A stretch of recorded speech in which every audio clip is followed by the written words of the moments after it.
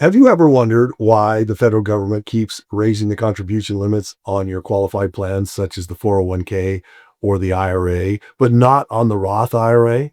Now, I recognize that probably doesn't cross your thought process very often, but it's very important that going forward, we understand why the government's doing what they're doing, why they're going to need more money, and the effects, how that's going to affect you and the impact it's going to have on you and your family.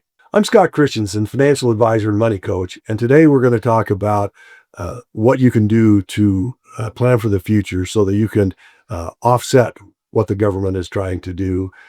And part of the understanding revolves around understanding why our government needs more money. They have promised a lot of money through entitlement programs such as Social Security, Medicare, Medicaid to future generations. But in addition to that, our government needs money to pay interest on the federal debt, the national debt, which at the time of this recording is well over $30 trillion. Now, where does the government going to get all this money it's going to need? Well, there are really two ways that they can do it. The first way is printing money. Well, they don't actually print the money. What they do is they authorize the Federal Reserve to print the money, and then they borrow from the Federal Reserve.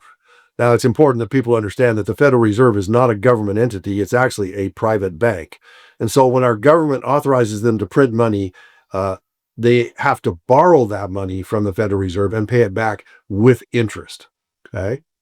So how does printing and then borrowing more money affect us? Well, it's important that we understand what's really happening. So when the government authorizes the printing of more money and more money comes into the economy, that increases the money supply. And what that means that all the dollars in the economy actually become less. There's a lot more dollars and they become less valuable. So now it takes more dollars to buy the things that we want. And the way it occurs for us is that we feel like prices are going up. It costs more. So that's the first way that we're impacted. The second effect of this printing and borrowing is that the federal government just increased the national debt. So the government owes a lot more money to the Federal Reserve. And the only place that the federal government gets money is through taxes or taxation. Now, where did taxes come from? Well, you guessed it. It comes from taxpayers. It comes from you and me, our kids, our grandkids. It actually comes from all future generations.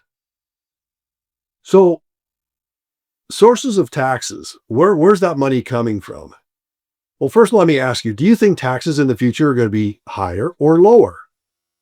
When we ask that question, most people indicate that they believe taxes are going to be higher. In fact, a lot of people think they're going to be much higher. And the reason is our government is going to need a lot of money in the future.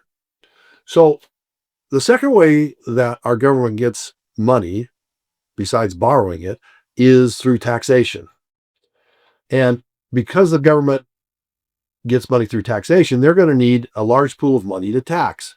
And there are essentially three pools of money to tax. The first one is individual wages, the wages that you and I earn. The second is business or corporate profits. And the third is retirement plans. So by raising the contribution limits on these qualified plans, these IRAs and 401ks, the government is hoping that this pool of money grows significantly. Now, retirement plans like 401ks and IRAs, they actually defer the tax. The money is growing tax deferred until you begin to withdraw it. Once it's withdrawn and you begin to pull it out, that's when the government is going to tax you on it. So the government wants you to have as much money as possible in those accounts so they can tax you on them in the future. So they can pay on all these entitlement programs, like I mentioned, the Social Security, the Medicare, et cetera, and the interest on the national debt. Now, there's something else that's very important here, and that is the government is not only hoping the pool of money in the future is bigger, but there's also every indication that they are going to need to raise tax rates in order to collect enough revenue. And I think you'd be astonished at what the tax brackets have been in the past. We're currently in the lowest tax brackets that we've had in the history of taxation. going back 50, 60, 70 years. In fact, if you were to Google the highest marginal tax brackets, you would be astonished at how much they were and when they were occurring. And here's the key. When governments need money, they raise tax brackets. So there's some things that you can do to minimize the impact of these government decisions on you and your family. And that's what we specialize in. We specialize in educating people about the economic future that we're living into. We have a financial education website that you could register on the link below, Strategic Wealth Builder, to get access to our educational video library.